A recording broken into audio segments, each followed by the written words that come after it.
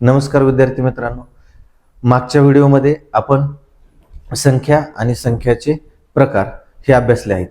त्यातीलच पुढचा भाग की संख्यांची बेरीज करण्यासाठी काही सूत्रे दिलेली आहेत, त्याचा आपण अभ्यास करणार आहे. त्यामध्ये पहिला आहे 1 ते n पर्यंतच्या नैसर्गिक संख्यांची बेरीज करण्यासाठी एक फॉर्म्युला दिलेला आहे. तो फॉर्म्युला आहे n / 2. याच्यासाठी आपल्याला एक उदाहरणाच्या सहाय्याने समजून घ्यायचे. 1 ते 20 पर्यंतच्या नैसर्गिक संख्यांची बेरीज आपल्याला करायची असेल तर n म्हणजे काय, 1 ते 20 अशा टोटल 20 नैसर्गिक संख्या आहेत. म्हणून आपण n बरोबर काय घेणार आहे, 20. म्हणून n च्या जागेवरती 20 टाकायचं आहे. कंसामध्ये n च्या जागेवरती परत 20 अधिक 1 भागिले 2 बरोबर. आता 2 ने 20 ला डिवाइड केलं किती येणार आहे, 10. मग 10 गुणुले 20 अधिक 1 21, 21 गुणुले 10 असं उत्तर येणार आहे आपल्याला 210. म्हणजे 1 ते 20 पर्यंतच्या नैसर्गिक संख्यांची बेरीज जी मिळणार आहे ती आपल्याला किती मिळणार आहे, 210. त्याच्यानंतरचा प्रकार आहे क्रमवार सर्व समसंख्यांची बेरीज. क्रमवार सर्व समसंख्यांची बेरीज म्हणजे क्रमाने येणाऱ्या समसंख्या असतील तरच आपण हा फॉर्म्युला वापरू शकतो. तो फॉर्म्युला आहे पहिली समसंख्या अधिक शेवटची समसंख्या डिवायडेड बाय 2 इंटू एकूण समसंख्या. मग आपल्याला उदाहरण घ्यायचे 2 ते 20. उदाहरण काय घ्यायचंय, 2 ते 20 या समसंख्यांची बेरीज आपल्याला या फॉर्म्युल्याच्या सहाय्याने करायची. मग आता पहा, आपल्याला 2 ते 20 मध्ये पहिली समसंख्या आहे 2, शेवटची समसंख्या आहे 20 डिवायडेड बाय 2 इंटू एकूण समसंख्या 2 ते 20 मध्ये एकूण समसंख्या आहे 10. मग आपल्याला काय करायचे, आता 2 आणि 20 यांची बेरीज घेतली तर आपल्याला येणार आहे 22 डिवायडेड बाय 2 इंटू 10. मग आपण काय करायचंय, इथनं 2 ने 22 ला डिवाइड केलं तर 11 येणार आहे. 11 इंटू 10 110. म्हणजे आपल्याला क्रमवार सर्व समसंख्यांची बेरीज उदाहरणाच्या साहाय्याने पाहिली. आपल्याला समजलंच असेल. आपण आता याच्या पुढचा मुद्दा घेणार आहे क्रमवार सर्व विषम संख्यांची बेरीज. क्रमवार सर्व विषम संख्यांची बेरीज. मग त्याच्यासाठी पण आपण एक उदाहरणाच्या सहाय्याने सॉल्व्ह करूया. मग उदाहरण आहे, उदाहरणार्थ 1 ते 19 या विषम संख्यांची बेरीज. विषम संख्यांची बेरीज. ठीक आहे. मग आपण आता हे पाहणार आहे कशी बेरीज करणार आहे या फॉर्म्युल्याच्या सहाय्याने. मग आता पहा, 1 ते 19 याच्यामध्ये पहिली विषम संख्या आहे. 1 ते 19 याच्यामध्ये पहिली विषम संख्या आहे 1. शेवटची विषम संख्या आहे 19 डिवायडेड बाय 2 इंटू एकूण विषम संख्या. 1 ते 19 मध्ये एकूण 10 विषम संख्या आहे. म्हणून आपण कितीने मल्टिप्लाय करणार आहे, 10 ने. 1 आणि 19 यांची बेरीज येणार आहे 20 डिवायडेड बाय 2 इंटू 10. याने 2 ने 20 ला डिवाइड करा, उत्तर येणार आहे 10. मग 10 इंटू 10 उत्तर आलं 100. ठीक आहे. अशा पद्धतीने आपण क्रमवार सर्व विषम संख्यांची बेरीज सूत्राच्या सहाय्याने करणार आहे. त्याच्यानंतर पुढचे सूत्र आहे पहा, दिलेल्या विषम संख्येनंतरची एक्सवी विषम संख्या. दिलेल्या विषम संख्येनंतरची एक्सवी विषम संख्या काढणे. त्याच्यासाठी जो फॉर्म्युला दिलेला आहे तो फॉर्म्युला आहे दिलेली विषम संख्या अधिक कंसामध्ये x गुणुले 2. आता पहा, हे पण आपण उदाहरणाच्या पायाने पाहू. 11 नंतरची जर आपण उदाहरण घेतलं, 11 नंतरची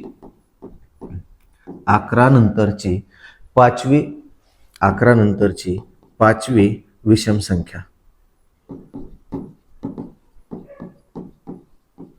आता 11 नंतरची पाचवी विषम संख्या कोणती, तर आपण हे कशाच्या सहाय्याने काढायचे, फॉर्म्युल्याच्या सहाय्याने काढायचे. मग दिलेली विषम संख्या कोणती आहे, 11 अधिक कंसामध्ये x गुणुले 2. आता दिलेली विषम संख्या नंतरची एक्सवी विषम संख्या काढायची म्हणजे पाचवी विषम संख्या काढायची. म्हणून x च्या जागेवरती 5 घ्यायचे आणि इंटू 2 घ्यायचे. मग आता इथं पहा, 11 अधिक 5 दुने 10, तर आपलं उत्तर येणार आहे 11 अधिक 10 21. मग 11 नंतरची पाचवी विषम संख्या ही कोणती येणार आहे, 21 येणार आहे. त्याच्यानंतर पुढचा फॉर्म्युला आहे दिलेल्या विषम संख्येनंतरची दिलेल्या विषम संख्येनंतरची एक्सवी समसंख्या काढणे. दिलेल्या विषम संख्येनंतरची एक्सवी समसंख्या काढणे. त्याच्यासाठी फॉर्म्युला आहे दिलेली विषम संख्या अधिक कंसामध्ये एक्स गुणिले 2 मायनस 1.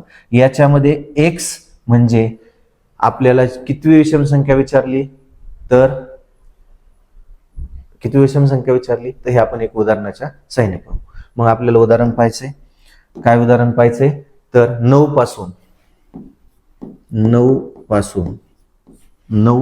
पासून चौथी समसंख्या काढा. 9 पासून चौथी समसंख्या काढा.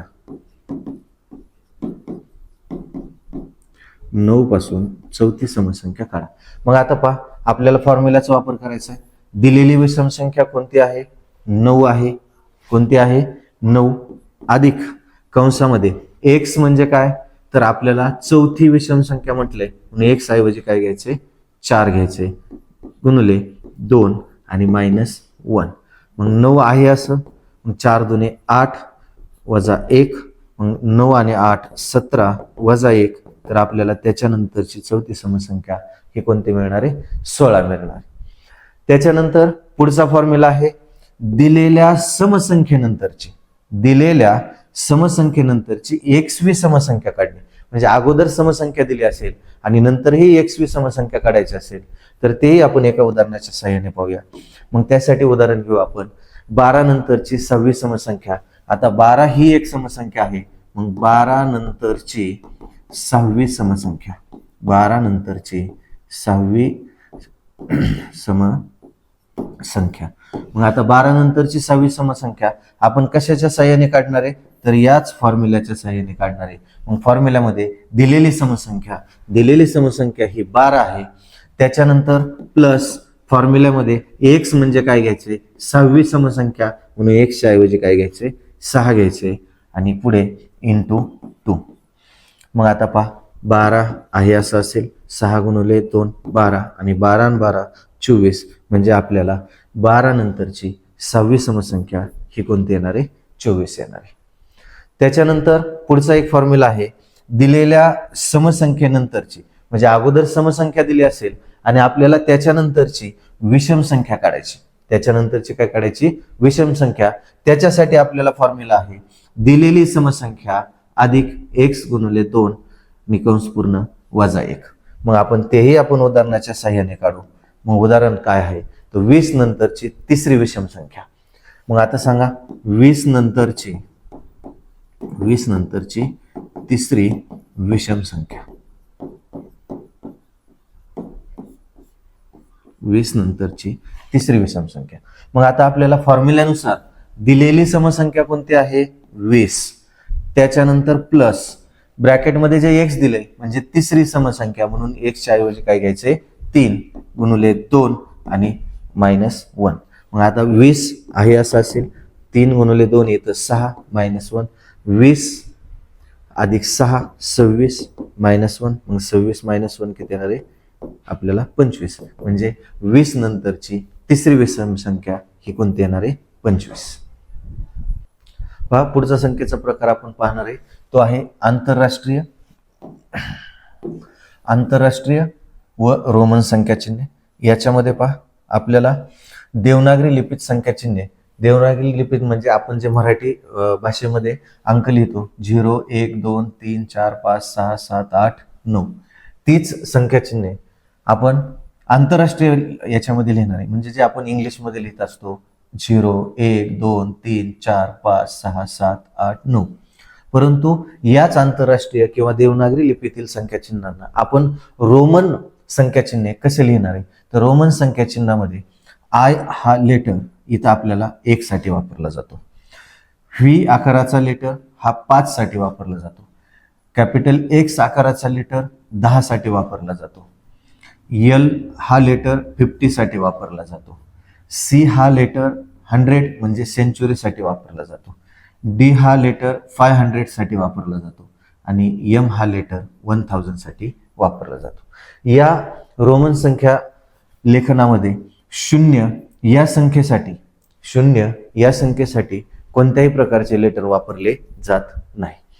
या पद्धतीत अंकांना कोणतीही स्थानिक किंमत नाही. या पद्धतीत अंकांना कोणतीही स्थानिक किंमत नाही. याच्यानंतर आपण पुढचा जो संख्येचा प्रकार आहे तो आहे त्रिकोणी संख्या. आता त्रिकोणी संख्या हा महत्वाचा मुद्दा आहे. याच्यावरती पेपरला प्रश्न पडलेले असतात. पहा, ज्या संख्या टिपक्यांच्या त्रिकोणी मांडणीत दाखवता येतात, ज्या संख्या टिपक्यांच्या त्रिकोणी मांडणीत दाखवता येतात त्या संख्यांना आपण त्रिकोणी संख्या म्हणतो. उदाहरणार्थ 1 ही पण त्रिकोणी संख्या आहे.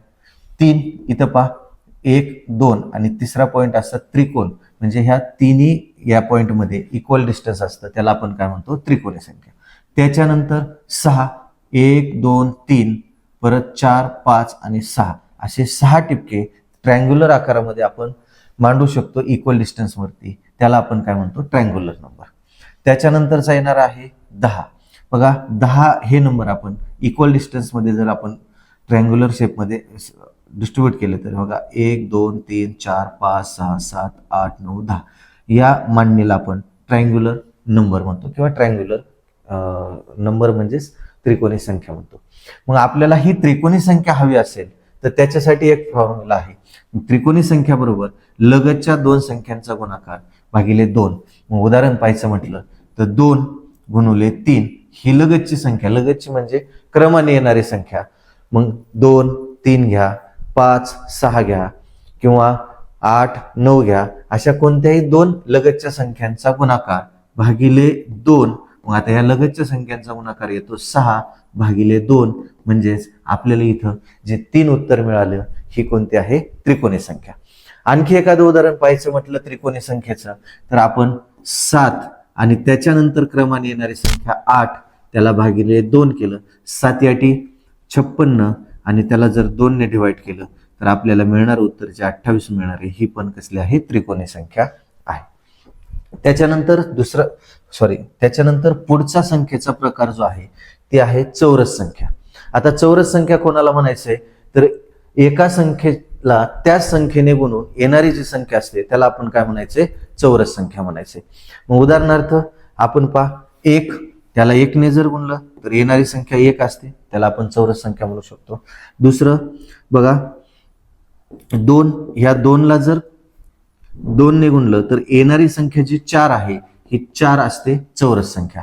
त्याच्यानंतर 3 ला जर आपण 3 ने गुणलं तर येणारी नंबर जो असतो तो असतो 9 ही काय आहे चौरस संख्या. आता ह्या तिन्ही संख्या आपण टिपक्यांच्या मदतीने दाखवायचं म्हटलं तर 1 ही अशी चौरस संख्या आहे. 4 1 2 1 2 3 आणि 4 याला आपण काय म्हणतो चौरस संख्या. 9 1 2 3 4 5 6 7 8 9 याला आपण काय म्हणतो चौकोनी संख्या. आता अशाच प्रकारच्या चौकोनी संख्या पाहिल्या तर आपल्याला 1 4 9 16 25 36 29 इत्यादी चौरस संख्या आहेत.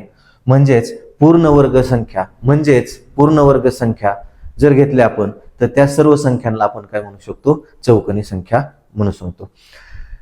हे पहा विद्यार्थ्यांनो आपण संख्या आणि संख्याचे जे प्रकार पाहिले, या संख्या आणि संख्यांच्या प्रकारामध्ये तुम्हाला मुद्देसूद आणि उदाहरणाच्या सहाय्याने समजून सांगण्याचा प्रयत्न केला आहे. तुम्हाला समजलेच असतील असं मला विश्वास आहे.